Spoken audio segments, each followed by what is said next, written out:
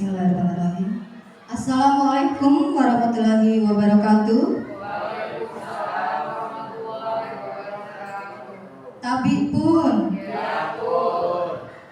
Yang terhormat Kepala SMP Negeri 31 Bandar Lampung, yang saya hormati Bapak Ibu Dewan Guru, dan yang saya hormati rekan-rekan CGP SMP Negeri 31 Bandar Lampung.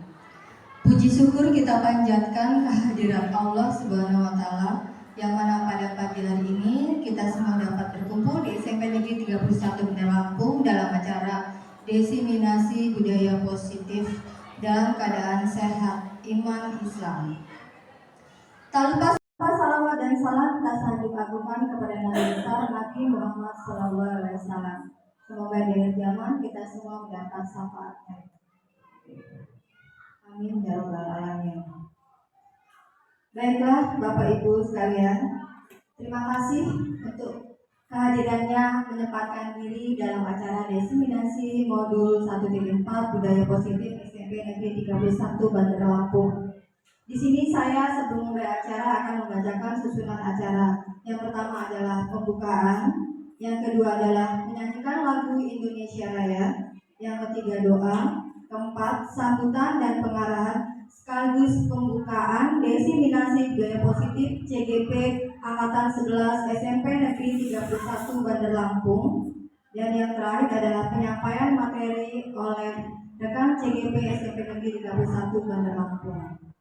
Bapak Ibu sekalian, demi terlaksananya acara ini agar berjalan dengan lancar, marilah kita bersama-sama membaca lafaz basmalah. Bismillahirrahmanirrahim. Selanjutnya kepada Bapak Ibu Dewan Guru dimohon untuk berdiri. Kita bersama-sama menyanyikan lagu Indonesia Raya.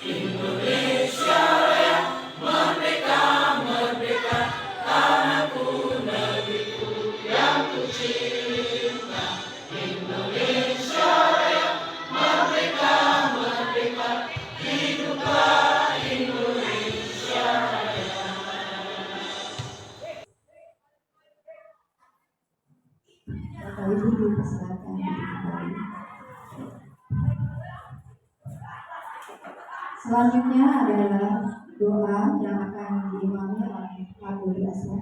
Pak Dodi, dipersilakan. Bismillahirrahmanirrahim. Assalamualaikum warahmatullahi wabarakatuh.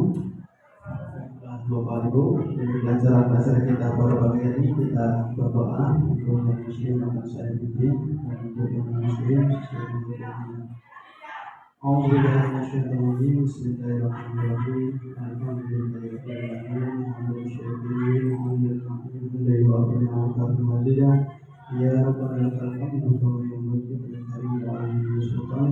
Allahumma shalli ala Muhammad wa ala ali sayyidina Muhammad. Allahumma firli wa li Muhammad syukuran wa li muslimin wa li muslimin wa li rahmatika ya arhamar rahimin.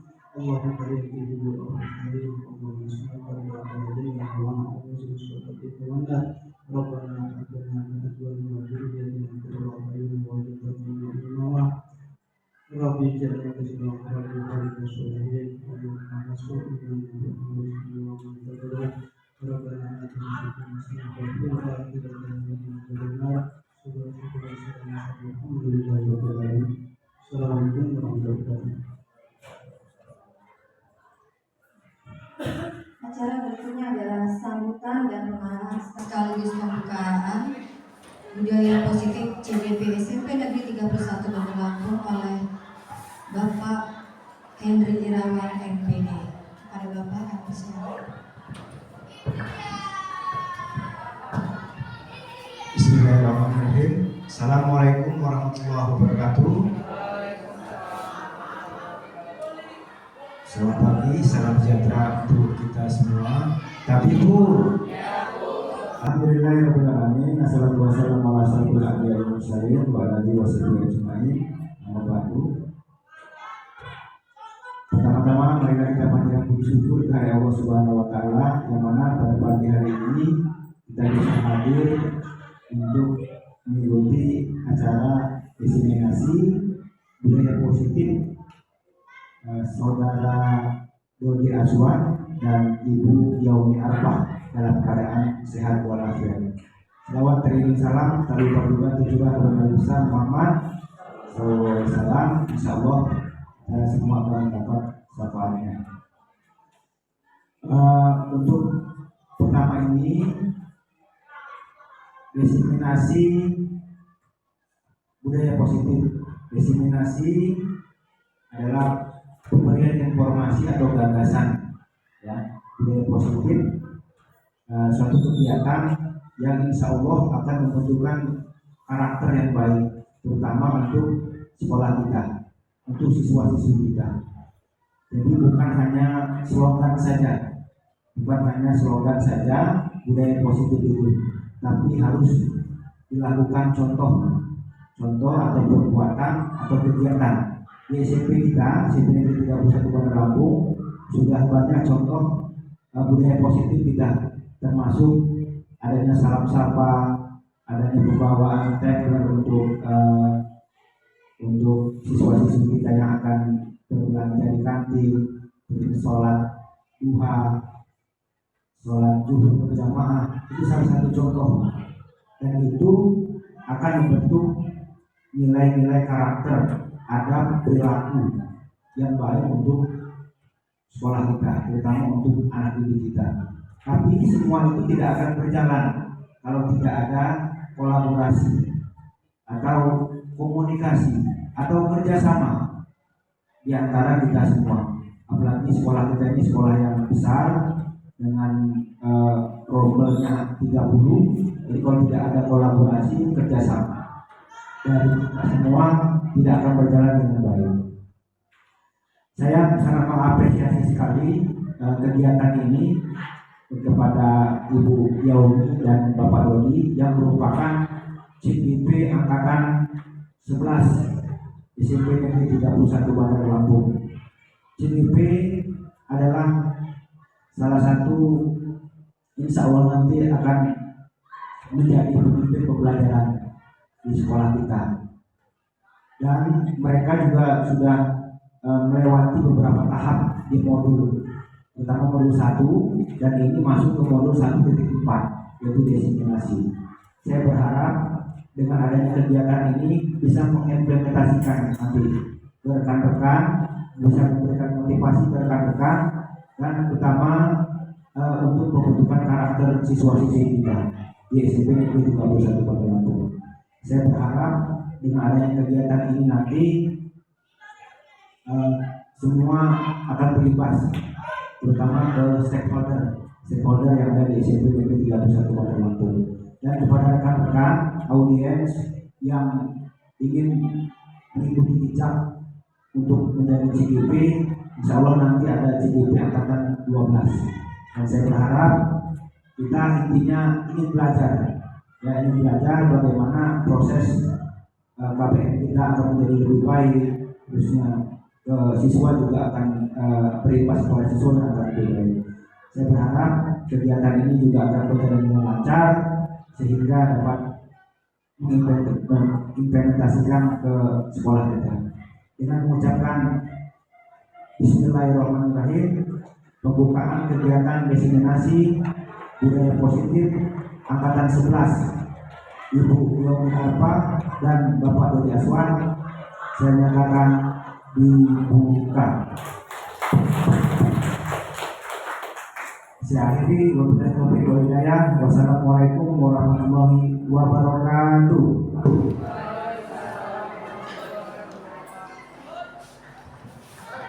Terima kasih Bunda. Selanjutnya adalah acara penyampaian diseminasi budaya positif. Namun sebelum kita sampaikan, izinkan memperkenalkan diri CGP SMP Negeri 31 Benda Lampung angkatan 11. Silakan. Terima kasih Ibu Ibi. Assalamualaikum warahmatullahi wabarakatuh.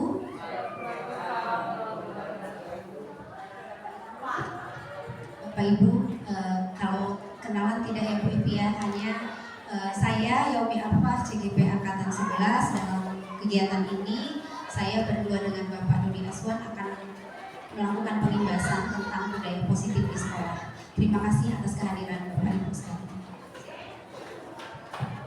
Ya, terima kasih untuk kepala sekolah serta kawan-kawan sekalian. Izinkan saya sedikit menyampaikan ya tentang perkenalan. Nama saya Dodi Aswan, calon guru penggerak angkatan 11.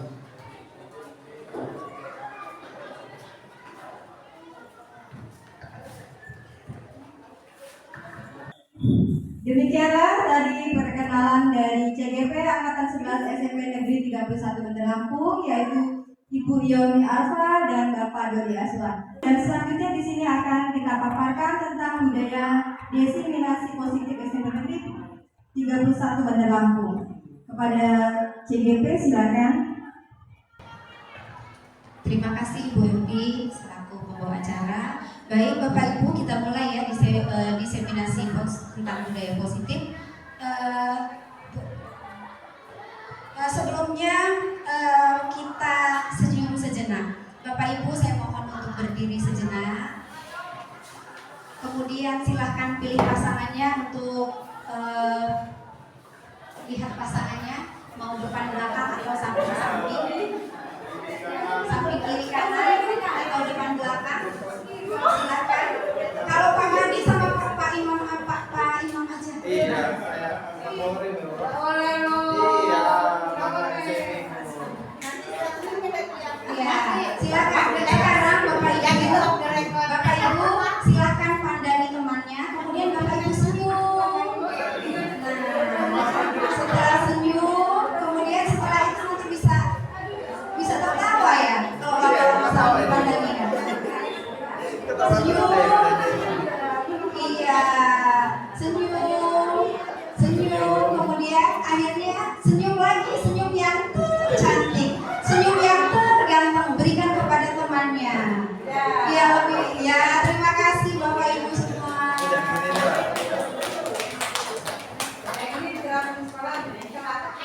Iya, biar agak rileks ya Bapak Ibu kita ya. Baik Bapak Ibu, untuk yang diseminasi pertama akan disampaikan oleh Bapak Dodi Aswan. Kami akan menyampaikan tentang budaya positif, di mana budaya positif itu adalah sebuah nilai-nilai atau keyakinan-keyakinan atau suatu kebiasaan yang berpihak pada murid, yang di dalamnya itu adalah mengandung sejumlah kegiatan yang mampu menumbuhkan karakter pada murid. Jadi diharapkan dari kegiatan ini nanti kita bisa melihat bagaimana apakah kita sudah bisa menerapkan budaya positif di sekolah dan bagaimana tindak lanjutnya nanti. Nah, seorang guru yang baik harus memiliki kemampuan dalam mewujudkan budaya positif di sekolah. Budaya positif tersebut dapat dijalankan dengan menerapkan konsep-konsep inti, di mana konsep inti di sini yang akan kami sampaikan nanti adalah disiplin positif, kemudian motivasi perilaku manusia, keyakinan sekolah atau keyakinan kelas tepatnya nanti, kebutuhan dasar manusia, posisi kontrol guru, dan segitiga restitusi. Nah, untuk yang pertama yang akan disampaikan oleh Pak Dodi adalah disiplin positif, motivasi perilaku manusia, dan keyakinan kelas. Kepada Bapak Dodi, saya persilakan.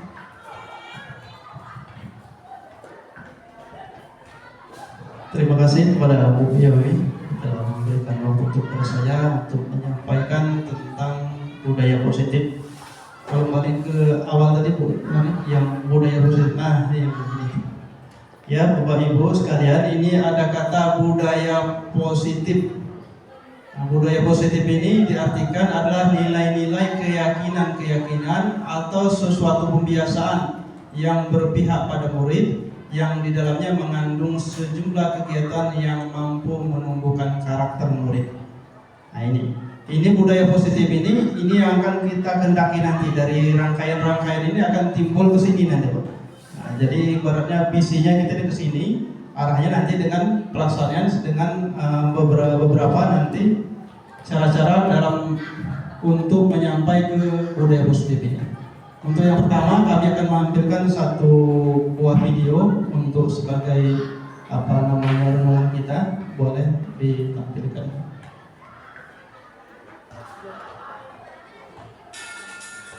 Ibu sudah pernah bilang kan sama kalian semua, kalau ibu sengaja mengambil yang pertama untuk mata pelajarannya ibu, untuk melatih kalian disiplin. Kalian tahu kan? Ya, ini suasana kelas ya, siswanya. Kalau masih ada yang terlambat. Kalau tidak apa? Jadi mau bicara kan? Kenapa masih ada yang terlambat? Ya, ada satu siswa yang berlari-lari ke ruang kelas, sedangkan suasana kelas sudah masuk. Ibu sudah bilang, ibu tidak akan mulai pelajaran kalau ada yang Iya, ibu tidak akan memulai pelajaran katanya. Nah, jadi kata gurunya. apa ada alasan kayak, hah? Ketiduran lagi? Makan kok? Iya, belum sempat berkata sudah Kita semua tidak belajar. ya kawannya memberikan reaksi.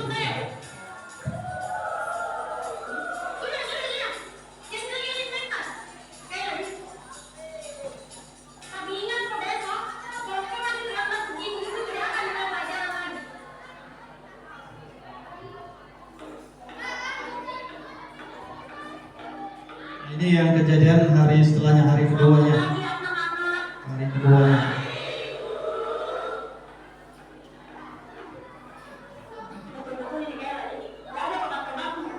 Kemarin sudah ditentang 3 bulan terlambat masuk kelas. Ada yang tahu kemana mereka? Gak usah banyak alasan. Betul kan? Sepanjang pelajaran minggu ini, betul tersimpan. Lampan sih. Ya sama dengan kawan-kawannya.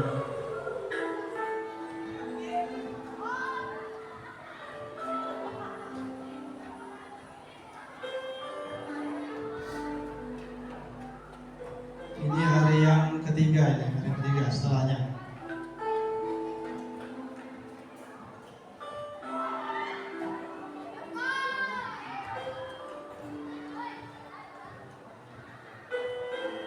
Ya, Sudah 1 jam lebih nih kayak Anda datang. ya, gurunya komitmen sekali. Mungkin hari ini tidak masuk ibu. Takut dikasih surat pengakuan.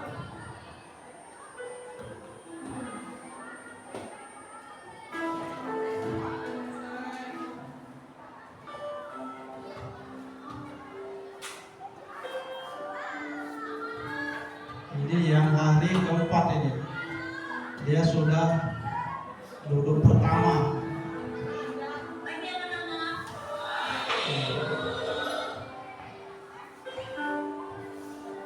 Mas sudah lah. Terlalu lagi. Bella berbang.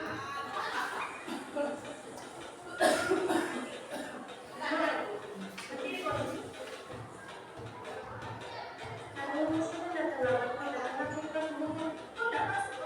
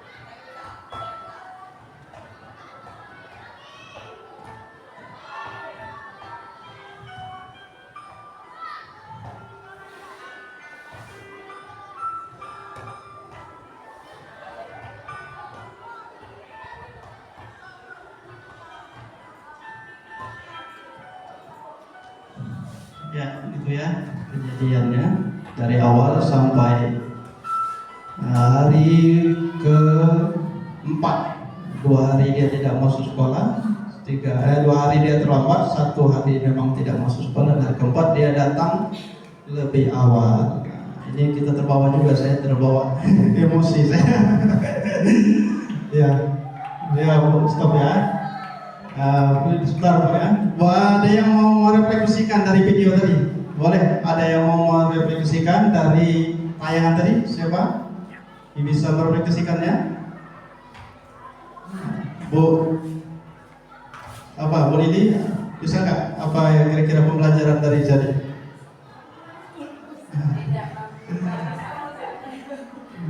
Bu Yunita, ada kira-kira refleksinya apa kira-kira yang diambil pelajaran tadi?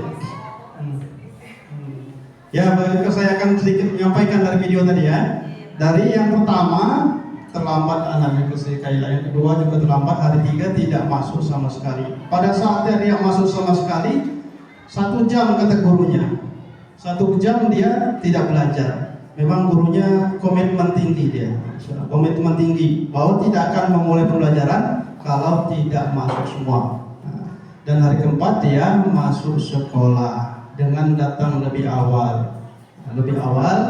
Lalu baru gurunya meminta penjelasan apa menyebabkan dia terlambat dan tidak sekolah. Begitu disampaikan, suasana kelas berubah. Termasuk kita juga menonton juga berubah ya. Yang tadi emosi, begitu terakhirnya kita terbawa emosi bagaimana penjelasan dari Kaila. Nah, inilah yang akan kita hapaskan bawah kepada anak-anak murid kita nanti, bagaimana hal-hal seperti ini. Kita minta bagaimana istilahnya pembicaraan yang aktif dari guru dengan siswa. Silakan. Ini kita ke pembelajaran berikutnya, itu pembelajaran dengan paradigma yang baru. Pembelajaran paradigma yang baru merupakan pembelajaran yang dirancang berdasarkan prinsip pembelajaran berdiferensiasi sehingga para peserta didik tidak belajar sesuai kebutuhannya. Para peserta didik belajar sesuai kebutuhannya berdasarkan tahap perkembangan sesuai teori psikologi modern untuk mewujudkan profil pelajar Pancasila. Ya, berdiferensiasi artinya ada sesuai kebutuhan mereka, Bapak Ibu ya. Nah, jadi tidak ada lagi kita ini sudah memaksakan kehendak kita harus kamu bisa matematika. Nah, ini berdiferensiasi ini adalah salah satunya bagaimana minat dan bakat anak didik kita. Itu harapan kita nanti.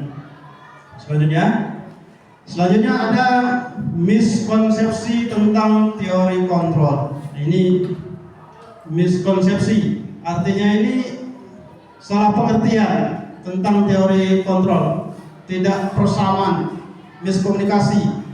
Yang pertama, ilusi guru mengontrol murid. Ini kurang L, mengontrol murid. Ya, ilusi guru mengontrol murid.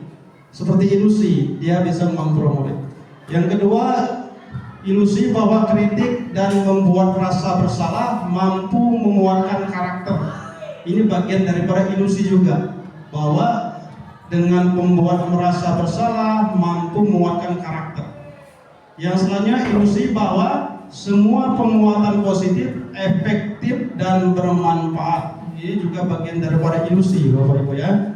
Yang keempat, ilusi bahwa orang dewasa berhak memaksa. Nah, ini kadang-kadang yang menjadi ilusi yang masih terbawa dalam kehidupan kita. Nah, ini bagian dari selanjutnya. Ini ada teori kontrolnya.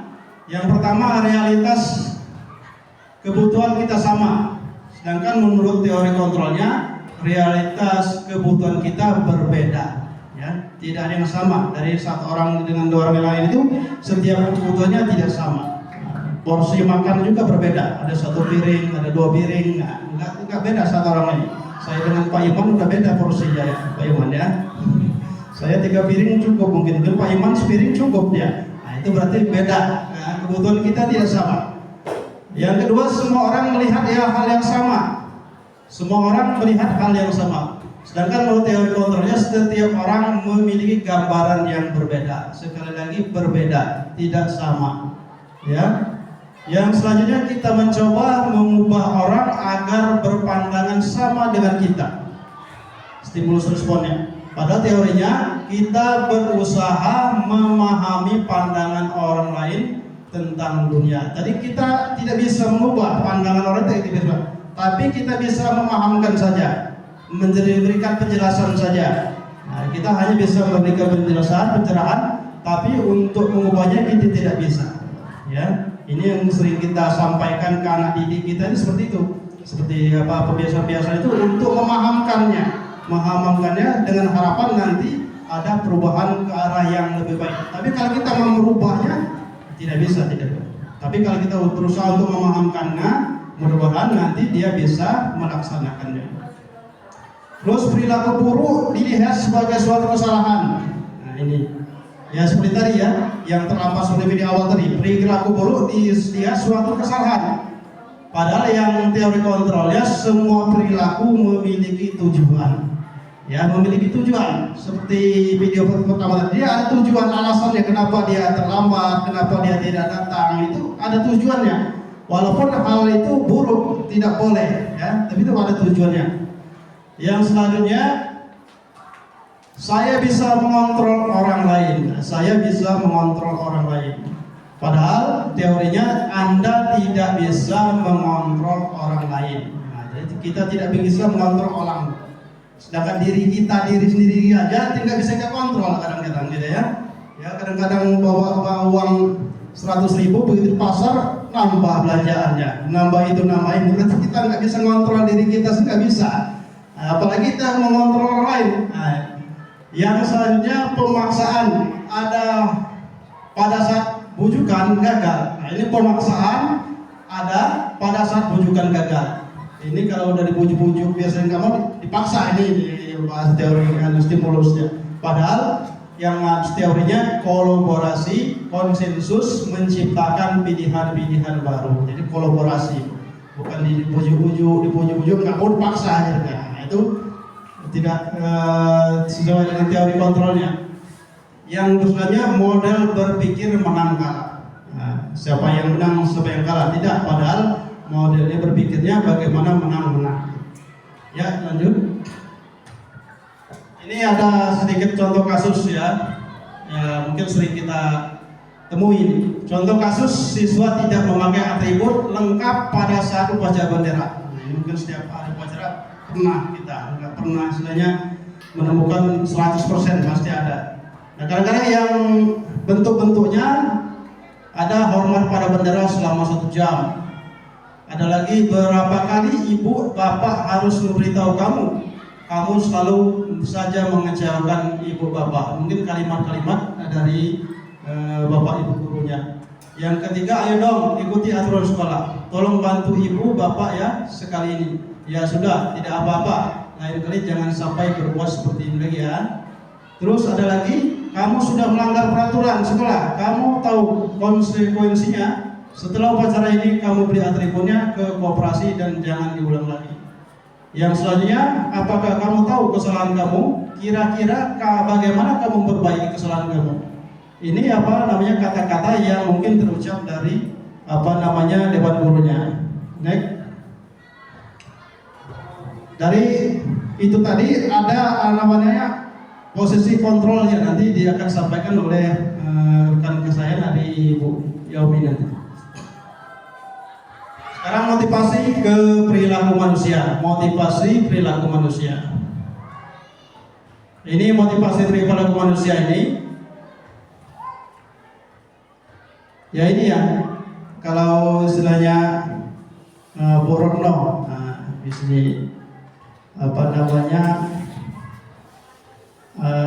ingin biasanya mengerjakan sesuatu kegiatan itu apa motivasinya? Biasanya yang sering ibu laksanakan yang terus-menerus biasa kegiatannya.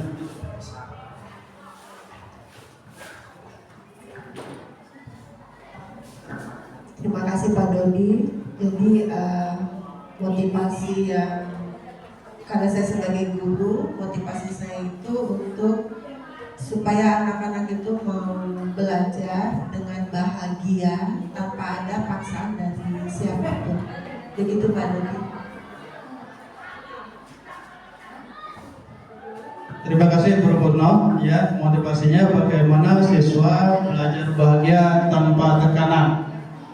Ya, pada dasarnya Bapak Ibu dan Guru, motivasi itu ada dorongan, ya. Dorongan bagaimana kita ini untuk melaksanakan sesuatu itu, yaitu motivasi ya. Seperti kita datang ke sekolah, murid datang ke sekolah, hal-hal yang lain itu ada motivasi kayaknya. Yang pertama itu ada yang berkaitan untuk mendapatkan imbalan atau penghargaan orang lain. Ada, biasanya ada itu kalau kita dulu punya anak, kalau dulu zaman saya kecil itu bulan Ramadan. Jadi orang tua tuh nanti kalau kamu puasa 1 bulan full, bapak ini. Jadi waktu puasa semangat, puasa 1 bulan full. Begitu puasa nggak cukup cuma 27 hari, kecewa kan? Nah, tapi orang tua tetap kasih sayang, tetap disampaikan. Tapi saya ada waktu semangat. Nah, ini termasuk imbalan dan penghargaan lain. Ada lagi untuk menjadi orang yang mereka inginkan dan menghargai diri sendiri dengan nilai-nilai yang mereka percaya. Ini motivasi tanpa dorongan, tapi timbul dalam diri sendiri. Ini motivasi timbul dalam diri sendiri. Nah, ini yang agak sulit. Tapi kalau kita sudah memahaminya akan mudah. Contohnya seperti sholat 5 waktu lah kalau bagi orang Islam ya. Jadi memang keyakinan kita bahwa sholat itu kebutuhan kita, harus kita jalankan. Nah itu namanya tanpa ada dorongan dari lain. Memang keyakinan kita bahwa untuk melaksanakan hal tersebut. Nah ini yang akan kita coba nanti kita bawa ke siswa-siswa kita. Bagaimana motivasi itu, keyakinan itu tumbuh dari diri mereka sendiri tanpa ada imbalan atau penghargaan dari orang lain. Terus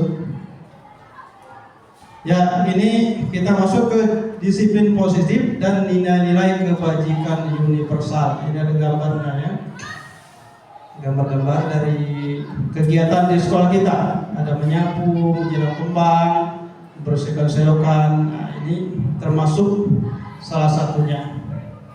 Disiplin positif merupakan suatu cara penerapan disiplin yang mengajarkan anak bertanggung jawab dan menumbuhkan kesadaran diri berdasarkan nilai-nilai kebajikan ya.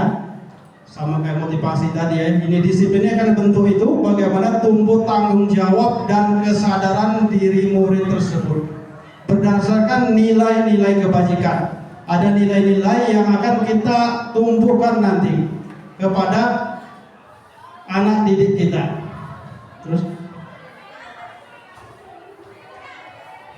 nah disiplin positif artinya disiplin positif lebih ke arah disiplin diri yang dapat mengontrol diri dalam melakukan segala tindakan. Ya ada posisi kontrolnya. Jadi kalau kita itu ada kontrolnya dari segala tindakan itu, hal-hal itu yang baik akan menjadi pembiasaan, dan kalau yang tidak baik dia akan langsung mengontrol bahwa itu tidak baik.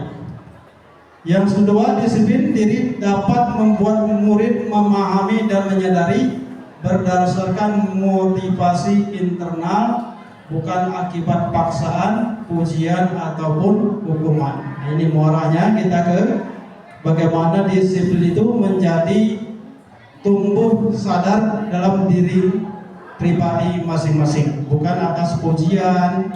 Memang kita ini lumrah manusia ini, kalau dipuji itu senang deh. Wah. Nah, karena anak-anak itu kalau dia anak kamu ganteng, dia langsung wah cantik hari ini. Nah, tapi kadang-kadang pujian itu ada juga yang wah bapak ini katanya mentang-mentang saya nggak pakai bedak nggak dibilang cantik katanya. Itu kan. Jadi memang pujian itu membangkitkan istilahnya tumbuh motivasi pada anak, tapi ada juga yang pemahamannya seperti itu tadi. Tapi bagaimana kita tadi disiplin itu tanpa istilahnya dorongan, embel-embel imbalan atau untuk penghargaan. Terus, nah ini penanaman nilai kebajikan yang akan kita tumbuhkan sesuai dengan kurikulum kita, kurikulum Merdeka. Ini yang diharapkan nilai-nilai yang kebajikan. Ini nilai yang disepakati bersama, lepas dari suku, bangsa, agama, bahasa maupun latar belakangnya. Jadi menyangkut untuk seluruh anak didik seluruh Indonesia. Jadi sama karakter nilai kebajikan yang akan kita tumbuhkan kepada anak didik kita. Ini yang pertama, profil pelajar Pancasila. Ini sering kita dengar ya di sekolah kita. Kita sudah memakai kurikulum Merdeka, maka profil pelajar Pancasila ini yang akan nilai-nilai kebajikan yang akan kita tumbuhkan kepada anak didik kita.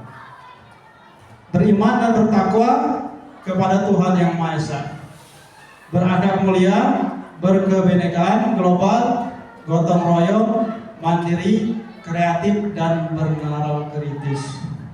Ini juga dari ada Ibu Primaris program, ini juga ada organisasi juga, ada toleransi, rasa hormat, integritas, mandiri, menghargai, antusias, empati, keingintahuan, kreativitas, kerjasama, percaya diri, dan komitmen. Ada lagi keterampilan hidup atau life skill, dapat dipercaya lurus hati, pendengar yang aktif, tidak merendahkan orang lain, dan memberikan yang terbaik pada diri. Kita fokus ke profil pelajar bersejarah. Ada yang hafal lagu profil Pancasila?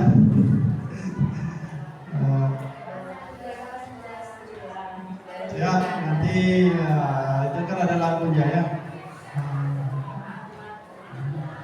Kreatif dan bernalar kritis. Nah, Masya Allah, itu kan sudah dibuat lagunya. Terus next. Nah, sekarang kita akan masuk ke keyakinan kelas.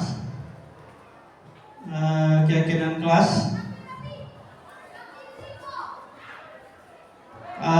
Guru berperan dalam mewujudkan terbentuknya keyakinan sekolah atau kelas dengan adanya kesepakatan antara guru dan murid. Yang selanjutnya keyakinan sekolah atau kelas berupa pernyataan-pernyataan universal yang mudah diingat dan dipahami, harus diterapkan di lingkungan sekolah. Terus sedikit ada pertanyaan. Yang pertama, mengapa kita memiliki peraturan tentang penggunaan helm pada saat mengendarai kendaraan roda 2 atau motor? Ada yang bisa menanggapi kenapa kita memiliki peraturan tentang penggunaan helm pada saat mengendarai kendaraan roda 2? Tangkap Pak Polisi, menjaga keamanan, untuk keselamatan, ya bagus ya, banyak tanggapannya. Tapi yang banyak itu kadang-kadang karena ada Pak Polisi. Karena ada Pak Polisi, pakai helm gitu. Nah, itu berarti masih mengatakan bahwa helm itu sebagai peraturan, belum suatu keyakinan. Kalau dia ada keyakinan ini untuk keselamatan, untuk kenyamanan, ya itu tadi, mau dimanapun dia pakai helm. Nah, sama, mengapa kita memiliki peraturan tentang penggunaan masker dan mencuci tangan setiap saat? Ya, terhindar dari debu, untuk masker ya, cuci tangan biar bersih. Nah, itu peraturan. Tapi kalau sudah keyakinan, maka orang terbiasa dengan kapal penjara pakai masker. Kalau udah sekedar dari kegiatan luar ya mencuci tangan. Kalau sudah menjadi keyakinan. Terus ada pertanyaan, benar atau salah peraturan kelas dan keyakinan kelas adalah hal yang sama? Coba bisa disampaikan Bu LA, apa? Salah nggak? Menurut saya, kalau peraturan ini sudah ditetapkan terlebih dahulu dari pihak sekolah dan harus dipatuhi oleh siswa. Sedangkan keyakinan kelas ini dibuat bersama antara guru dan siswa yang menjadi keyakinan bersama dan dilaksanakan dengan penuh keyakinan.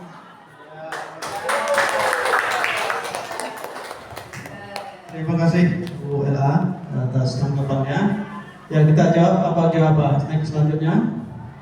Ya, keyakinan kelas benar atau salah peraturan kelas adalah yang salah? Jawabannya salah. Ya, sama yang disampaikan Bu LA tadi. Kalau peraturan itu hanya tinggal menjalankan saja. Orang tinggal menjalankan saja, sudah ada bentuknya. Nah, jadi senang nggak senang dijalankan. Tapi kalau keyakinan kelas itu disepakati dulu. Nah, jadi ditanya dulu gimana kemauannya, apa perlunya, dan bagaimana bentuknya. Nah, setelah itu baru disepakati bersama-sama. Itu namanya keyakinan kelas. Terus ini dalam langkah-langkah kita untuk menentukan keyakinan kelas bersama anak didik kita. Yang pertama, berdiskusi memunculkan peraturan-peraturan yang perlu ditaati warga kelas. Nah, ini kita munculkan dulu. Anak-anak kita ini, kelas kita ini mau dibawa kemana? Nah, gimana Pak? Bagaimana supaya kelas kita ini kita tempel gambar-gambar biar suasananya kayak di bioskop? Boleh. Nanti munculkan dari anak-anak di warga itu dimunculkan dulu kira-kira apa. Nah, terus ada lagi Pak, bagaimana kalau jangan buang sampah sembarangan. Nah, yang kedua, mengubah peraturan-peraturan yang menjadi kalimat lebih positif. Nah, jadi dari muncul peraturan tadi kita buatkan dengan menjadi kalimat-kalimat yang positif. Terus menyaringkan peraturan-peraturan menjadi nilai-nilai kebajikan di kelas, ya, nilai kebajikan yang ada di profil Pancasila tadi, nilai apa yang kita akan kembangkan dari peraturan keyakinan tersebut. Yang keempat, berdiskusi mengenai gambaran perilaku yang mencerminkan keyakinan kelas, ya, gambarannya kita diskusikan juga bersama anak didik kita. Nah, berdiskusi. Yang keempat, 5, berdiskusi mengenai peran seluruh warga kelas. Jadi ini kalau sudah menjadi keyakinan, maka warga kelas seluruhnya bertanggung jawab penuh. Ya, bagaimana terasanya ini nanti. Yang keenam, meninjau ulang keyakinan kelas dari waktu ke waktu. Ditinjau ulang, bukan begitu ini saat pertama sampai akhir itu aja. Tapi boleh kita tinjau sebulan, kita bagaimana perkembangannya. Nah, kita bahas lagi, boleh kita tinjau ulang lagi keyakinan kelas tersebut. Terus membentukkan keyakinan kelas adalah bersifat abstrak. Yang kedua berupa pernyataan universal. Universal ini berbagai bentuk, ya, bukan menurut kami Muslim gini enggak, tapi cakupannya luas, ya. Jangan tidak membawa hanya satu suku, satu agama, tidak, tapi cakupannya menyeluruh. Dibuat dalam pernyataan positif sedikit saja agar mudah diingat. Jadi jangan panjang-panjang.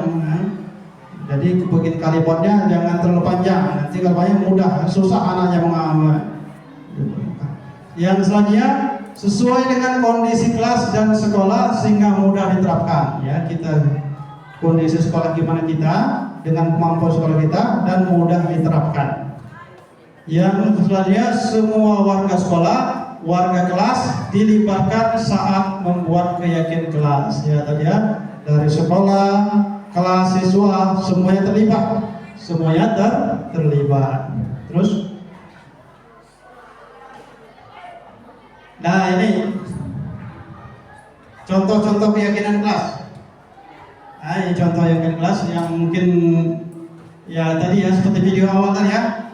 Ada tidak datang terlambat, datang tepat waktu. Ya, kalimat positifnya adalah datang tepat waktu.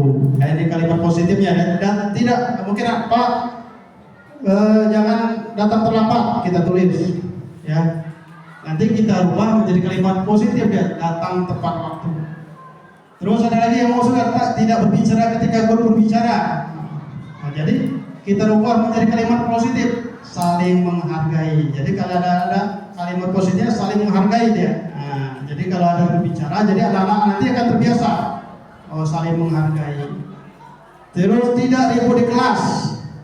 Kita berarti dengan belajar dengan tertib. Nah, jadi nanti belajar dengan tertib. Jadi anak-anak ketika di kelas akan terbiasa dengan suasana tertib.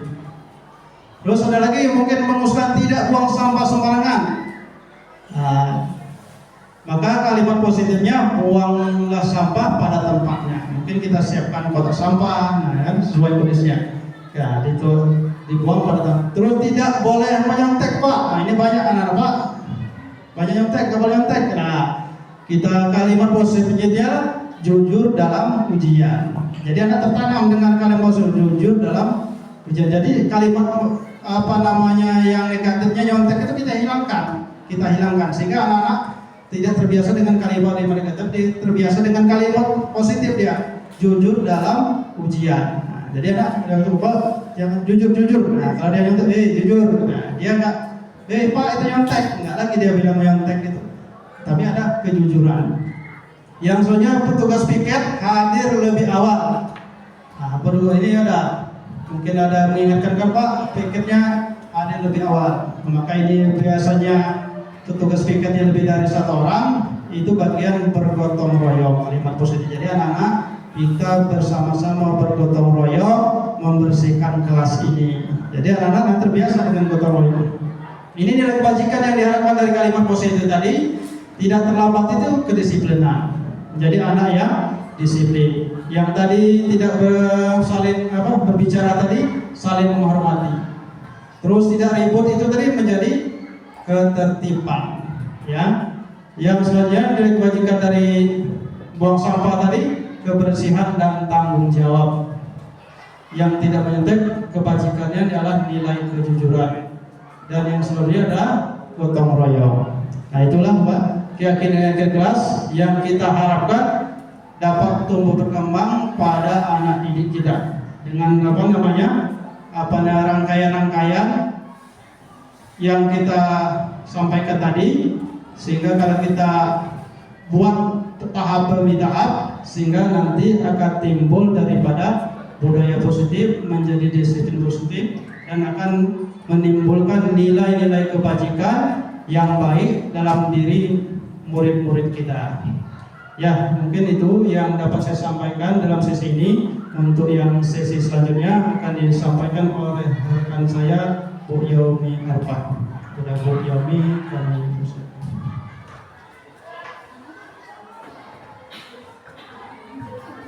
Baik Bapak Ibu, terima kasih Pak Dodi. Gimana Bapak Ibu, masih semangat? Masih semangat Bapak Ibu? Kayaknya berdiri sebentar deh ya, biar kita kayaknya duduk 30-40 menit kayaknya membuat punggungnya menjadi pegal. Ini kita buat, kalau saya bilang sebaliknya ya, kalau saya bilang agak keluar dari barisan aja gitu. Nah, gitu. Kalau saya bilang maju berarti ibu mundur. Kalau saya bilang mundur berarti ibu maju. Kalau saya bilang ke samping berarti ke kanan, berarti ibu ke kiri. Ya. Maaf ya Bapak Ibu ya. Baik, maju, mundur, kiri, kanan, maju, mundur. Baik, terima kasih Bapak Ibu yang telah berpartisipasi. Ya baik Bapak Ibu, tadi Bapak Dodi sudah menjelaskan tentang disiplin positif, tentang keyakinan kelas, di mana itu nanti akan bisa membuat atau mengontrol siswa kita ya dengan adanya keyakinan kelas. Tetapi di situ nanti kita akan ada muncul lagi persoalan-persoalan setelah dibuatkan keyakinan kelas. Tentunya pasti ada persoalan-persoalan. Nah, untuk itu, untuk menghadapi persoalan itu, bagaimana kita menanganinya, ya? Maka ketika seorang murid itu melakukan suatu perbuatan yang bertentangan dengan nilai-nilai kebajikan atau melanggar peraturan, hal itu sebenarnya karena mereka gagal memenuhi kebutuhan dasar mereka. Jadi pada materi kali ini, ketika kita menghadapi persoalan-persoalan yang ada pada diri murid, maka kita harus tahu dulu bagaimana cara memenuhi bagaimana kebutuhan dasar murid sebetulnya. Sebelumnya Bapak Ibu, saya mau tanya dengan Ibu. Ibu inginnya kita itu seperti apa sih? Maunya seperti apa? Pengennya apa? Sebagai manusia boleh, sebagai guru boleh. Inginnya apa?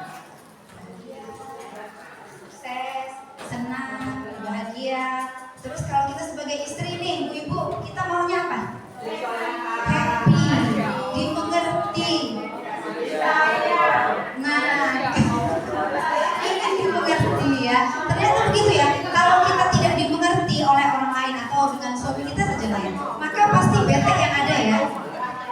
yang ada kita kok nggak ngerti dengan saya sih gitu. Padahal saya sedang butuh ini, sedang butuh diperhatikan, saya lagi banyak pekerjaan nih, saya lagi pengen shopping, saya lagi butuh kebebasan. Nah seperti itu ya. Baik, selanjutnya, nah inilah kebutuhan dasar manusia. Jadi ada kebutuhan dalam bertahan hidup, kebutuhan kasih sayang dan diterima, kemudian penguasaan, ya, dan kesenangan dan kebebasan.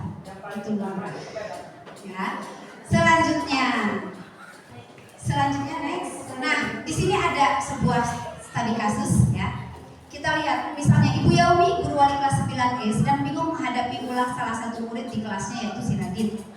Beberapa anak mengeluhkan sikap Radit yang seringkali meminta bekal makan siang mereka dengan paksa. Jika Anda menghadapi situasi seperti saya, apa yang Anda lakukan menurut Bapak Ibu? Kira-kira apa sih alasannya Radit melakukan hal itu? Nah, kenapa ya Radit ini melakukan ini? Lapar, iya. Ada yang lapar, ada yang mungkin iseng bisa jadi ya. Selanjutnya baik. Kita lihat studi kasusnya. Alasan Radit nih, yang pertama, karena ia lapar dan orang tuanya tidak membawakan bekal ternyata, nggak bawa bekal siang. Maka kebutuhan dasar si Radit ini tadi, dia sedang memenuhi kebutuhan dasarnya yaitu bertahan hidup. Ya, selanjutnya. Kemudian alasan yang kedua, karena dia merasa senang temannya jadi memperhatikan dia. Ya, ketika temannya melaporkan tindakannya itu kepada guru dan gurunya memberitahu orang tuanya sehingga orang tuanya jadi memperhatikan dia, maka kebutuhan dasar yang sedang dipenuhi oleh Radit adalah kasih sayang dan diterima. Yang berikutnya, alasan yang ketiga adalah karena temannya jadi takut gitu ya, dengan si Raditnya agak arogan dikit, ya, agak galak sedikit dengan teman-temannya. Maka dia menuruti keinginan si Radit ya untuk meminta makan. Maka sebetulnya di situ Radit sedang berusaha memenuhi kebutuhan dasarnya akan sebuah kekuasaan, gitu ya. Jadi supaya dikasih itu tadi dia kebutuhan kekuasaannya dia keluarkan supaya dapat. Ya.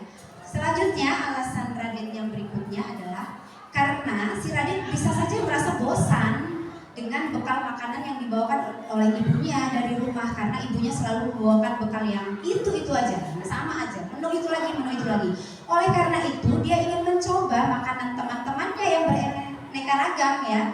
Maka si Radit itu tadi atau memenuhi kebutuhan akan kebebasan ya Bapak Ibu ya. Kemudian ganti. Si Radit melakukannya karena iseng saja dan dia menikmati ekspresi wajah teman-temannya. Jadi bisa jadi bukan karena dia tadi bertahan hidup, bukan jadi karena dia ingin kasih sayang, tapi karena dia merasa iseng dengan temannya. Dia merasa senang ketika melihat temannya itu memiliki ekspresi wajah yang kesal gitu ya. Nah, karena dia ambil makanannya. Jadi menurut dia ekspresi wajah teman yang seperti itu tuh lucu. Nah, maka dia berusaha memenuhi kebutuhan akan kesenangan gitu ya. Selanjutnya, nah setelah kita menghadapi persoalan-persoalan seperti itu tadi Bapak Ibu ya, ketika kita menghadapi persoalan anak yang ternyata dia butuh kebebasan, dia butuh kekuasaan, makanya dia suka nonjokin teman gitu misalnya, makanya dia suka di kelas itu datang terlambat, kenapa dia tidak piket kelas misalnya ya. Nah, untuk menangani persoalan siswa-siswa kita itu tadi, maka kita perlu tahu bagaimana sih posisi kontrol kita sebagai seorang guru. Ternyata ada beberapa posisi kontrol di sini, yaitu sebagai penghukum, pembuat rasa bersalah, teman, pemantau, dan manajer. Kita tahu tadi ya di video awal seperti apa, dan kita Bapak Ibu menempatkan posisi yang mana ya? Kalau yang apakah sebagai penghukum? Coba selama ini ada yang mau menanggapi? Ada yang mau menanggapi Bapak Ibu? Kira-kira selama ini Bapak Ibu menempatkan diri posisi Bapak Ibu ketika menghadapi sebuah kasus, posisi sebagai apa? Silakan.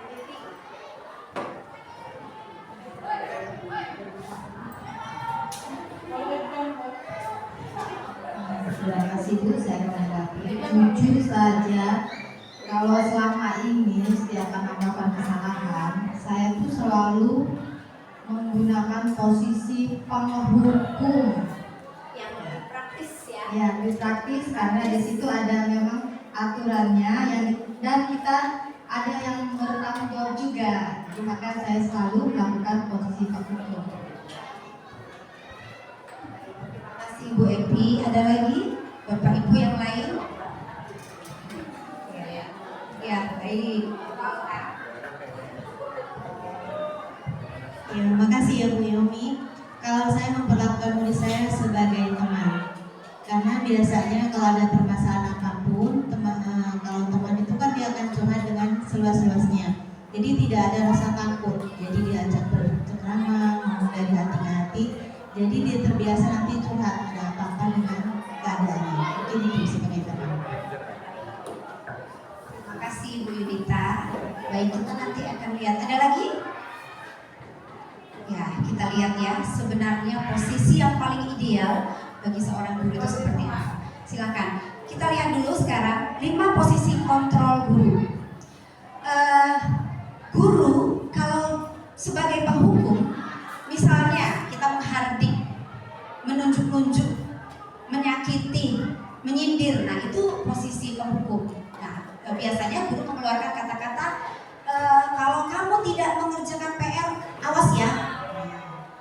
Atau nilai kamu nanti ibu kurangi, bisa seperti itu, ya. Itu posisi penghukum. Kemudian hasilnya apa? Justru anak itu akan memberontak. Ternyata hasilnya ketika kita memposisikan diri kita sebagai penghukum, sang anak ini akan memberontak dan bisa jadi dia akan menyalahkan orang lain atau dia akan berbohong, gitu ya. Nah, kaitannya dengan dunia berkualitas, murid ini akan meletakkan guru di luar dunia berkualitas. Jadi posisi kita sebagai guru tidak teranggap lah ya oleh siswa. Kemudian murid akan berkata, biar saja, nanti juga dimarah-marah lagi, dan dia akan terbiasa dengan dimarah-marah itu. Jadi si murid ini tadi karena biasa dihukum dan biasa nanti paling dimarah, akhirnya dia mencari kebebasan, mencari hal-hal yang lain. Jadi tidak ada progres, tidak ada peningkatan untuk pembentukan karakter diri si murid. Nah, dampaknya kepada murid adalah maka dia akan mengulangi kembali kesalahan. Sebanyak apapun peraturan itu kita buat, ketika kita memposisikan diri kita sebagai penghukum, maka anak tetap akan mengulangi perbuatan itu lagi. Kemudian ketika kita memposisikan diri kita sebagai pembuat rasa bersalah, misalnya kita dengan berkata gini, seharusnya kamu itu begini-begini, nak, ibu kecewa ya dengan sikap kalian yang begini. Nah, itu kita memposisikan diri kita sebagai pembuat rasa bersalah, anak merasa bersalah karena kita sudah mengatakan itu tadi, gitu ya. Nah, misalnya kamu kan sudah tahu ibu ini lelah loh ngajar, stres ibu ini menghadapi kalian. Nah, seperti itu ya, itu membuat rasa bersalah sebenarnya Bapak Ibu ya. Nah, hasilnya itu akan menyembunyikan atau menyangkal atau berbohong ya. Jadi murid itu akan meletakkan guru di dalam dunia berkualitas. Terus masih tetap ya ada kualitasnya lah dibanding yang penghukum tadi ya. Kemudian murid akan berkata, maaf Bu. Nah, seperti itu kan, ketika kita meletakkan diri kita sebagai pembuat merasa bersalah, paling anak bilang maaf Bu. Nah, kemudian dampaknya kepada murid apa Bapak Ibu ketika kita memposisikan diri kita sebagai pembuat rasa bersalah? Dampaknya adalah siswa kita akan merasa rendah diri karena selalu disalahkan gitu ya. Kemudian ketika kita memposisikan diri kita sebagai teman, guru itu membuat alasan untuk muridnya, misalnya seperti ini kata-katanya, ayolah lakukan demi ibu ya, supaya kelas kita bagus ya. Nanti kepala sekolah marah loh kalau kita nggak bersih-bersih kelas. Seperti ayolah tolong ibu, bantu ibu. Nah, itu ketika kita memposisikan diri sebagai teman, maka hasilnya adalah ketergantungan ya. murid meletakkan guru sebagai orang yang sangat penting di dunia berkualitas. Nah, maka murid ini akan berkata, kalau begitu baiklah Bu, gitu misalnya ya. Maka dampaknya apa Bapak Ibu ketika kita memposisikan diri kita sebagai teman kepada murid? Maka dampak kepada murid adalah murid itu menjadi lemah. Dia tidak mandiri, dia merasa tergantung. Selalu kita posisikan sebagai teman, dia merasa tergantung, tidak ada inisiatif, gitu ya. Dan ketika kita melakukan memposisikan diri kita sebagai pemantau, kita akan menghitung. Guru ini akan berbuat menghitung atau mengukur peraturannya seperti apa, gitu ya. Kemudian hasilnya pasti hanya menyesuaikan diri saja bila diawasi. Ketika tidak diawasi, maka ketika murid-murid kita lepas dari pengawasan kita, maka hasilnya nggak ada, ya. Jadi murid itu akan meletakkan guru sebagai peraturan dan hukum di dunia berkualitas, ya. Kemudian dampaknya pada murid apa? Menitik beratkan pada sanksi atau hadiah untuk dirinya. Ketika kita memposisikan diri kita sebagai pemantau, maka kalau tidak dilakukan bisa jadi kena sanksi, kalau dilakukan diberi reward atau diberi hadiah. Dan yang terakhir adalah ketika kita memposisikan diri kita sebagai manajer. Nah, apa yang kita lakukan ketika kita memposisikan diri kita sebagai manajer? Ternyata guru itu berbuatnya adalah mengajukan pertanyaan-pertanyaan. Kemudian hasilnya apa? Itu akan menguatkan pribadi murid, ya. Untuk kaitannya dengan dunia berkualitas, murid itu akan meletakkan dirinya sebagai individu yang positif dalam dunia berkualitas. Nah, misalnya murid berkata, bagaimana caranya saya bisa memperbaiki keadaan, memperbaiki diri untuk lebih baik lagi. Maka dampak yang ada pada murid adalah mengevaluasi diri. Murid itu akan mengevaluasi bagaimana cara memperbaiki diri, ya. Baik. Nah, ini dia posisi kontrol yang ideal. Kita sebagai guru itu sebenarnya adalah sebagai manajer. Jadi sebagai manajer, guru itu berbuat sesuatu kepada murid, kemudian mempersilahkan murid, mempertanggungjawabkan perilakunya, dan mendukung murid agar dapat menemukan solusi atas permasalahannya sendiri. Posisi manajer di sini mengacu pada restitusi yang dapat menjadikan murid sebagai manajer bagi dirinya sendiri sehingga tercipta identitas positif atau berhasil pada diri murid. Nah, nih, jadi ketika kita menghadapi persoalan, kita sebagai guru memposisikan diri kita sebagai manajer, timbul persoalan-persoalan pada diri murid, maka di sini ada solusinya. Kan kita tidak boleh tadi ya sebagai penghukum atau apa. Nah, dengan segitiga restitusi. Apa itu segitiga restitusi? Baik, segitiga restitusi itu adalah proses menciptakan kondisi bagi murid untuk memperbaiki kesalahan mereka sehingga mereka bisa kembali pada kelompok dengan karakter yang lebih kuat. Jadi kita tidak menyalahkan, kita tidak sebagai penghukum ya ketika anak-anak itu melakukan kesalahan, tetapi kita menerapkan segitiga restitusi. Lanjut Bu Ella. Nah, kemudian segitiga restitusi ini diterapkan oleh guru maupun orang tua, bisa juga sebagai oleh orang tua, sebagai proses dialog. Jadi di situ kita adakan dialog yang dilakukan guru atau orang tua agar membentuk karakter yang lebih kuat pada anak atau murid sehingga membentuk anak atau murid lebih mandiri dan bertanggung jawab. Apa sih segitiga restitusi? Ini dia. Ya, jadi ada 3 tahapan dalam segitiga restitusi, yaitu menstabilkan identitas, validasi tindakan yang salah, dan menanyakan keyakinan. 3 tahapan ini yang harus kita lakukan ketika kita proses merestitusi siswa. Selanjutnya Bu Ella. Nah, apa sih yang dimaksud menstabilkan identitas? Menstabilkan identitas itu adalah dilakukan berdasarkan prinsip bahwa membuat kesalahan adalah bagian dari proses pembelajaran yang nantinya akan menggeser identitas gagal ke arah identitas sukses. Jadi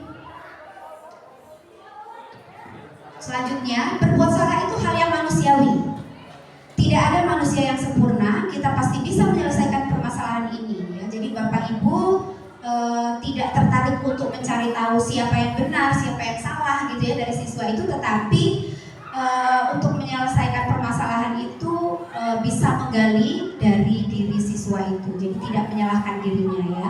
Kemudian apakah kamu bersikap baik pada dirimu sendiri atau tidak. Jadi misalnya ketika anak mencontek ya, ketika anak misalnya mencontek, kita menstabilkan identitasnya begini. Kita tanya dulu kejujuran dia, apakah dia berani jujur dulu gitu ya. Kemudian mengapa dia melakukan itu gitu ya. Kemudian perbuatannya itu salah atau benar. Ternyata menurut dia mencontek ini bisa jadi tidak salah, karena saya tadi malam nonton bola Bu sampai malam, saya nggak sempat belajar. Atau karena tadi malam saya mengantarkan orang tua saya ke rumah sakit Bu, saya nggak sempat belajar. Dan karena saya mau nilai ulangan saya besar, maka saya mencontek. Menurut dia itu benar. Tetapi di sini posisi kita jangan langsung oh itu salah gitu ya. Tapi kita memanggil siswa ini tadi dengan etikat bahwa kita tidak mencari salah benarnya, tetapi bagaimana kita mencari solusinya ya, supaya kebiasaan dia atau perilaku dia mencontek itu tidak terulang lagi. Selanjutnya tahap kedua adalah validasi tindakan yang salah. Pada validasi tindakan yang salah ini dilakukan berdasarkan prinsip bahwa setiap perilaku berupaya memenuhi suatu kebutuhan tertentu itu tadi ya, sehingga guru atau orang tua akan bergeser dari pemikiran stimulus respon menjadi proaktif, serta akan lebih mengenali dan mengakui kebutuhan murid atau anak. Kamu pasti punya alasan kenapa melakukannya. Nah, jadi kita tanya dulu si anak ini tadi, kenapa nak? Pasti kamu punya alasan ya untuk kenapa melakukan ini. Jadi maukah kamu belajar cara lain untuk mendapatkan apa yang kamu butuhkan? Misalnya kan anak biasa mukul. Nah, jadi kita beri stimulus gitu ya, beri kata-kata yang kalau dia mau seperti yang memenuhi kebutuhannya untuk berkuasa atau memenuhi kebutuhan kekuasaan, kenapa harus mukul? Ada tidak cara yang lain? Misalnya cara lainnya apa? Cara lainnya misalnya dia bisa jadi ketua kelas, dia bisa mengatur kelasnya supaya lebih kondusif. Nah, jadi kita arahkan untuk berpikir ke sana. Selanjutnya yang terakhir adalah menanyakan keyakinan. Menanyakan keyakinan ini dilakukan dengan memberi pertanyaan-pertanyaan bermakna kepada murid atau anak untuk memunculkan motivasi secara intrinsik sehingga mampu mengaitkan keyakinannya dengan tindakan yang salah. Menanyakan keyakinan ini contohnya, kan kita sudah bentuk nih keyakinan kelas misalnya. Keyakinan kelas berupa keyakinan yang dimunculkan di dalam kelas, misalnya nilai kejujuran ya. Dia yakin tidak dengan kalau kita berbuat jujur, maka perilaku jujur ini sampai kapanpun ketika kita sudah keluar dari sekolah ini itu akan terpatri, akan menjadi karakter ya. Kemudian menurut kamu kalau misalnya kita bergotong royong, misalnya anak yang tidak mau piket atau terlambat selalu untuk melaksanakan piket, menurut kamu kalau misalnya kita bergotong royong melakukan bersih-bersih kelas secara bersama terasa lebih ringan tidak? Terus pasti siswa menjawabkan ringan dibanding dia piket sendirian. Nah, dilaksanakan piket itu kan untuk menimbulkan nilai, mendorong siswa untuk dapat membentuk karakter gotong royong. Nah, seperti itu ya. Jadi munculkan nilai-nilai atau karakter yang kira-kira sudah ada di dalam keyakinan kelas itu tadi. Kita dorong siswa untuk berpikir ke sana. Setelah itu tanyakan, apakah kamu yakin kalau misalnya piket itu dilaksanakan secara bersama-sama akan terasa lebih ringan? Nah, iya. Nah, kemudian disitulah setelah kita menanyakan keyakinan, baru kapan sih kalau kamu akan memulainya, gitu ya. Baik, selanjutnya Bapak Ibu, seorang guru yang baik itu harus memiliki kemampuan kemampuan dalam mewujudkan budaya positif di sekolah. Jadi budaya positif ini dapat dijalankan dengan menerapkan yang pertama disiplin positif yang sudah dijelaskan oleh Bapak Dudi tadi. Kemudian kita memahami motivasi perilaku manusia, apakah perilaku manusia itu dari dalam diri timbulnya atau karena di luar dirinya. Kalau dari dalam dirinya itu yang kita harapkan. Jadi motivasi intrinsik yang perlu kita timbulkan pada diri murid, jangan motivasi ekstensif. Jadi ketika kita memberikan iming-iming, kita memberikan hadiah atau karena penghargaan atau karena anak takut dengan guru, maka itu berarti anak belum muncul motivasi intrinsiknya. Masih karena pengaruh peraturan, pengaruh karena takut sama gurunya, pengaruh karena mau dikasih hadiah kalau sudah melakukan ini. Nah, jadi maksudnya adalah kita jangan sampai anak-anak kita timbul motivasi itu karena motivasi di luar itu. Jadi kita berupaya dengan membangun budaya positif ini, kita berupaya agar anak-anak kita memiliki motivasi perilaku berdasarkan motivasi yang timbul dari dalam diri sendiri. Kemudian untuk keyakinan kelas tadi, keyakinan kelas Bapak Ibu insya Allah nanti sudah tahu ya bahwa keyakinan kelas itu kita buat dengan kata-kata yang positif ya. Kemudian itu untuk menimbulkan pengaruh yang positif. Nah kemudian bagaimana cara kita mengelola kelas itu sehingga keyakinan kelas itu bisa berjalan gitu ya, dengan cara kita memahami kebutuhan dasar manusia. Nah kemudian setelah kita tahu kebutuhan dasar manusia, kemudian kita menghadapi persoalan-persoalan yang ada pada murid, jangan lupa kita menempatkan diri kita mengingat posisi kontrol kita sebagai guru, yaitu idealnya sebagai seorang guru menempatkan posisi kontrol sebagai manajer. Dan ketika menghadapi persoalan, seorang manajer itu menggunakan segitiga restitusi dalam penyelesaian masalah pada anak. Ya, baik Bapak Ibu, demikian pemaparan dari saya. Kemudian kita lanjutkan dengan diskusi. Silahkan jika Bapak Ibu ada yang ingin bertanya, silahkan.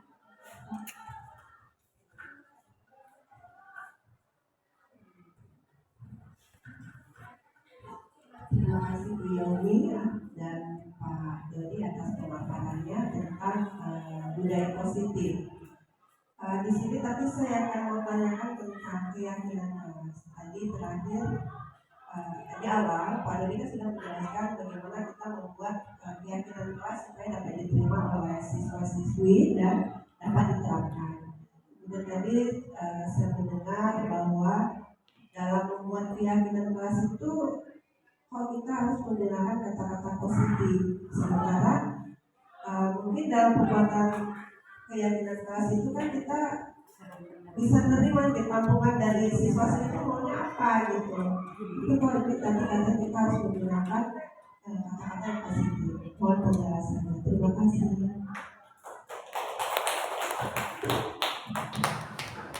Terima kasih Bu Retno.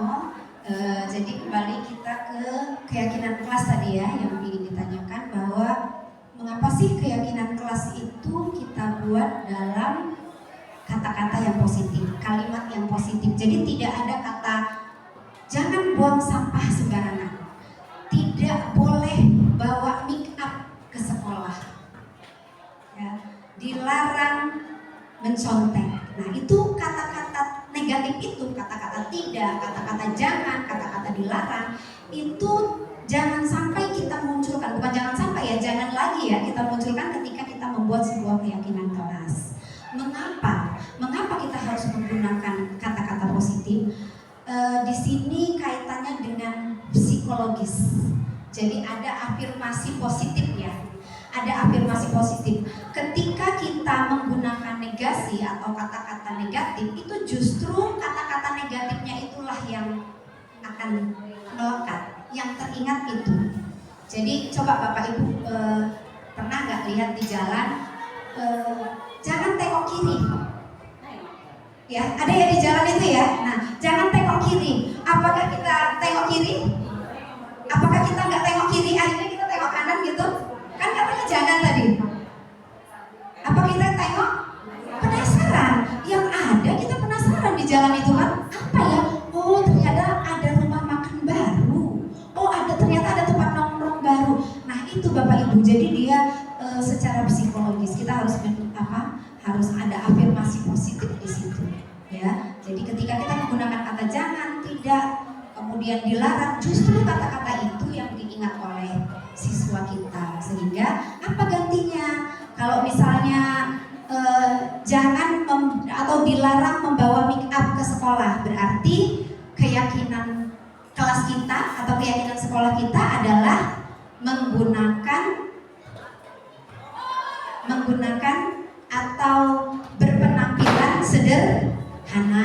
Nah, seperti itu. Kalau tidak membuang sampah sembarangan berarti menjaga kebersihan. Ya, seperti itu ya Bapak Ibu ya. Silakan Bapak Dodi jika ingin menambah.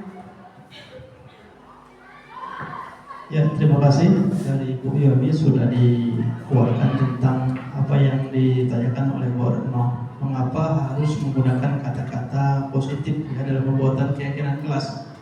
Ini memang yang kita dengar sering sama anak ya seperti tadi.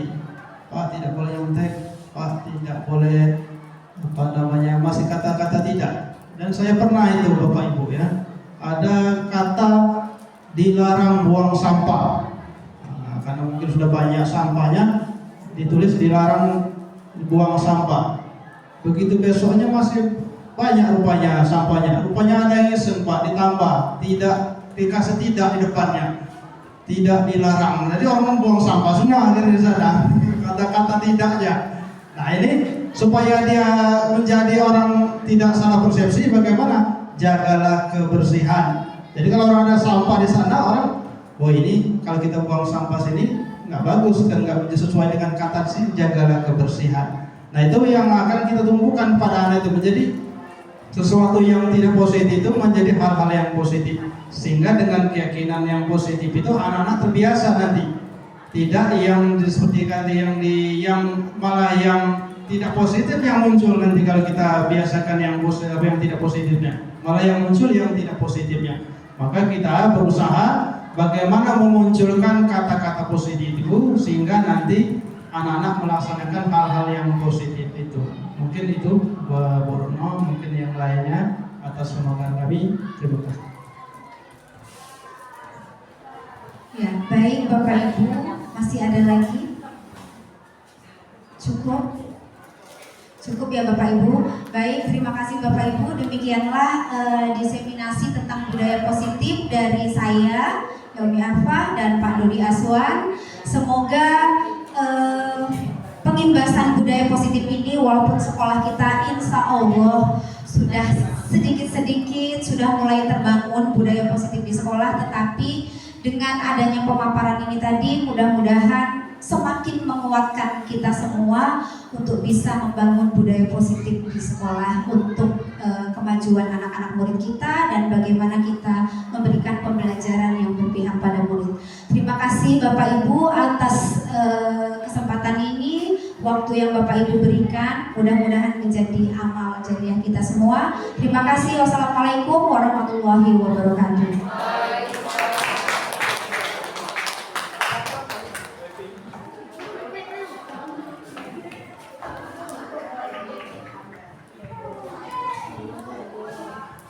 Baik, terima kasih. Demikianlah tadi pemaparan dari CGP tentang diseminasi budaya positif di sekolah. Bapak Ibu sekalian, di sini kita sama-sama mengucapkan rasa syukur kita kepada Allah Subhanahu wa taala di mana acara ini sudah kita jalani dengan selamat, sehat dan sentosa. Mari kita tutup acara ini dengan membaca lafaz hamdalah. Alhamdulillah. Saya sebagai moderator mohon maaf bila ada kata-kata saya bersalah. Wabillahi taufiq wa hidayah. Wassalamualaikum warahmatullahi wabarakatuh. Waalaikumsalam warahmatullahi wabarakatuh.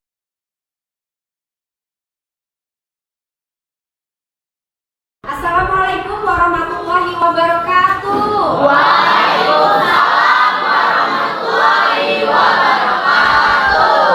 kabar anak-anakku?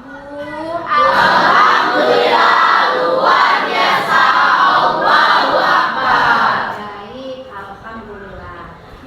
Pada hari ini, kita akan melakukan kegiatan membuat sebuah keyakinan kelas. Ada yang tahu apa itu keyakinan kelas? Tahu ya? Kalau peraturan peraturan sekolah? Beda-beda sedikit ya antara keyakinan dengan peraturan. Jadi kalau peraturan sekolah atau peraturan kelas itu adalah aturan-aturan atau tata tertib yang harus dilaksanakan oleh murid, tetapi dibuat oleh guru atau dibuat oleh pihak sekolah. Jadi murid tinggal melaksanakan. Nah, kalau keyakinan kelas itu adalah sebuah keyakinan atau prinsip ya yang dibuat oleh siapa? Dibuat oleh kalian, dibuat oleh murid bersama dengan guru atau bersama dengan wali kelas. Menjadi sebuah kesepakatan, menjadi sebuah keyakinan yang nantinya dijalankan supaya setelah diharapkan setelah keyakinan itu dibuat secara bersama dari murid ya bersama dengan guru, keyakinan ini dijalankan dengan penuh rasa tanggung jawab. Baik, sebelum itu kita review dulu ya. Bagaimana sih kondisi kelas kita yang sebelumnya itu seperti apa? Sebelum kita membuat keyakinan kelas ini, bagaimana kondisi kelas kita? Ada yang mau jawab? Oh ya, silakan Iman.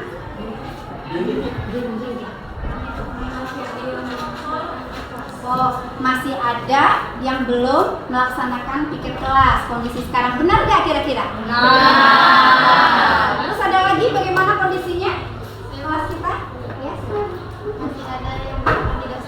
masih ada yang berkata tidak sopan, ya. Terus ada lagi? Oh, Diri Do, silakan Do. Masih ada yang suka terlambat masuk, tidak datang tepat waktu, ya. Baik, itu kondisi kelas yang ada sekarang. Nah, kemudian bagaimana dengan peraturan sekolah? Siapa yang masih ingat dengan peraturan sekolah kita? Ya, silakan. Memakai atribut lengkap. Memakai atribut lengkap itu peraturan sekolah. Kemudian ya silakan. Tepat waktu. Datang tepat waktu. Ada lagi? Memakai sepatu berwarna hitam. Oh, memakai sepatu berwarna hitam. Itu peraturan di sekolah kita. Pernah lihat di jalan-jalan juga ya nak ya? Jangan tengok kiri kalau di jalan itu. Ya, apa yang kita lakukan? Justru malah kita tengok ke kiri. Nah itu, jadi ada secara psikologis kalau kita menggunakan kata-kata yang negatif itu justru yang diingat adalah yang kalimat berikutnya, kata berikutnya. Justru kita lakukan, ya. Baik, Ibu bagikan, silakan kalian tulis ya.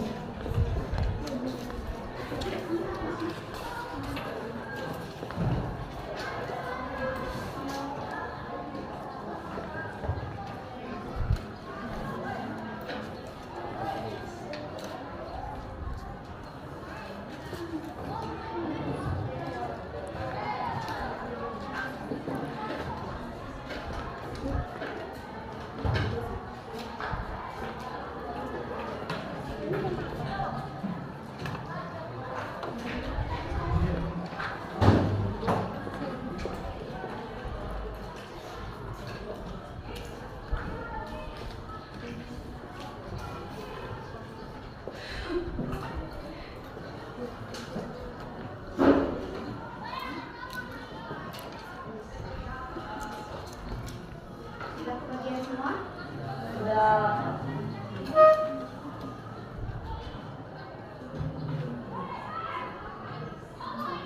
Silakan tulis, Nak.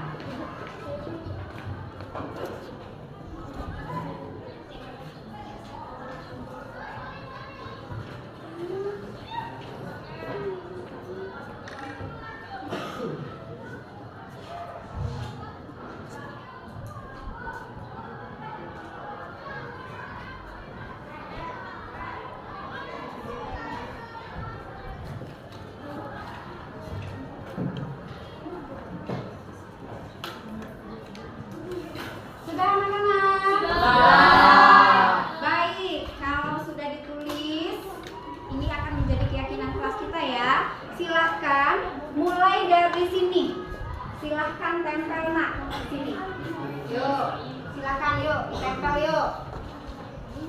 Silakan, ayo, aku cepet Ais. Ditempel.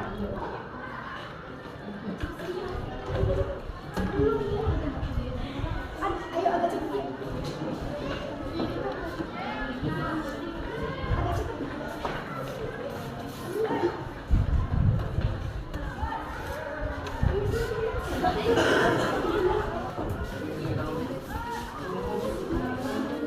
Menuliskan untuk kalimat yang akan menjadi keyakinan kelas kita. Sekarang tadi sudah Ibu lihat beberapa keyakinan kelas. Sekarang kita akan pilah menjadi sebuah nilai-nilai kebajikan. Akan kita pilah-pilah ya. Misalnya di sini ada disiplin dalam segala hal. Berarti nilai kebajikan yang ada apa nak? Nilai disiplin atau nilai kedisiplinan. Nah, kita letakkan di sini nih yang disiplin dalam segala hal. Ada yang menuliskan disiplin dalam segala hal. Kemudian ada lagi menjaga kebersihan kelas. Berarti nilai apa yang ada nak? Nilai kebajikannya? Kebersihan. Nilai kebersihan. Ada di sini. Yang kita lihat lagi ada berbicara sopan. Berarti nilai kebajikan apa itu? Sopan. Santun. Nah. Kemudian ada lagi melaksanakan tugas piket. Berarti melaksanakan nilai apa yang ada? Hah? Tanggung jawab.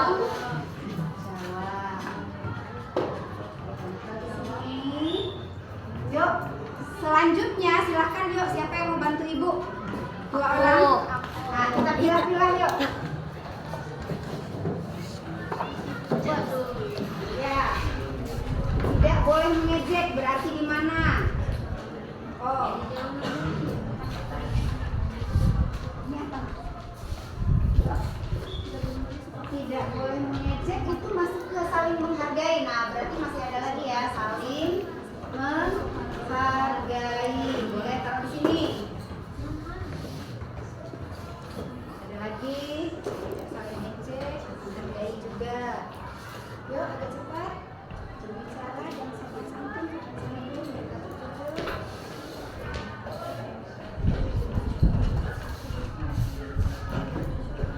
Oh, berkata jujur nilai apa nak? Kejujuran. Berarti ada lagi di sini nilai kejujuran. Kita tambahkan lagi nilai kejujuran. Wajib piket kelas.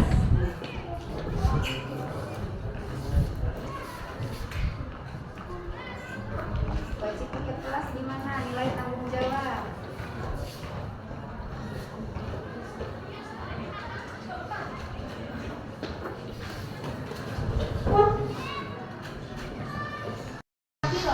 Ada nilai kebajikan yang kita pilah-pilah. Ada nilai kejujuran, disiplin, kebersihan, sopan santun, tanggung jawab, dan saling menghargai. Nanti akan kita ambil salah satu kalimatnya dan itu akan kita jadikan kesepakatan kelas ya. Dari nilai kejujuran, Ibu ambil berkata dan bersikap jujur. Sepakat ya? Kita tempel di sini satu keyakinan kelas kita. Kemudian untuk nilai disiplin, datang tepat waktu. Sepakat ya? Sepakat. Tempel di sini 2. Kemudian untuk kebersihannya kita ambil menjaga kebersihan kelas. Sepakat. Sepakat? Sepakat. Kita tempel di sini. Kemudian berbicara, nilai sopan santunnya berbicara dan bertingkah laku sopan santun. Sepakat nak? Sepakat. Sudah kalian tulis ya. Ini kemudian pada nilai tanggung jawab, melaksanakan kewajiban dan tanggung jawab. Sepakat? Ya.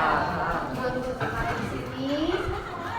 Kemudian satu lagi dan saling menghargai. Sepakat nak? Sepakat. Jadi di sini ada berapa keyakinan kelas kita? Yang sudah kita buat secara bersama dan kita jalankan secara penuh tanggung jawab. Apa? Agar kelas kita menjadi lebih nyaman dan kondusif. Terima kasih anak-anak sudah membuat keyakinan kelas. Nah, setelah ini kita akan menandatangani keyakinan kelas tersebut. Ya, silakan satu. Ini sudah ibu buat, silakan tanda tangani. Yuk sini. Mulai dari sini. Tutup. Ambil dari sini. Tutup. Nah, ini.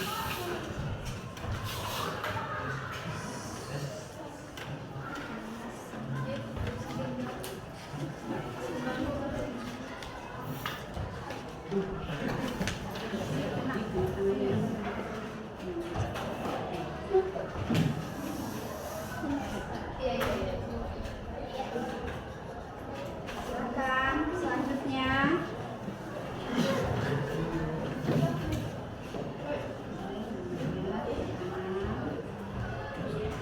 Terima kasih. Selanjutnya, ayo lanjut.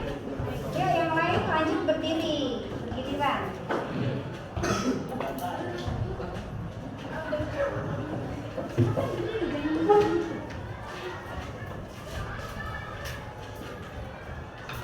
Ya, silakan.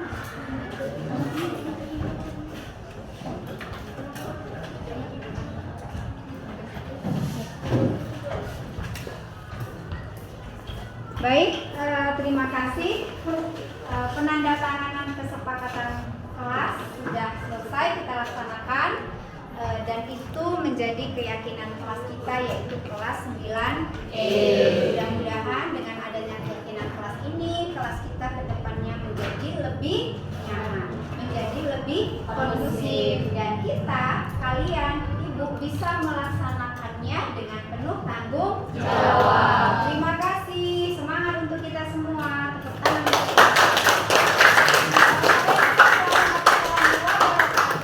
Waalaikumsalam warahmatullahi wabarakatuh.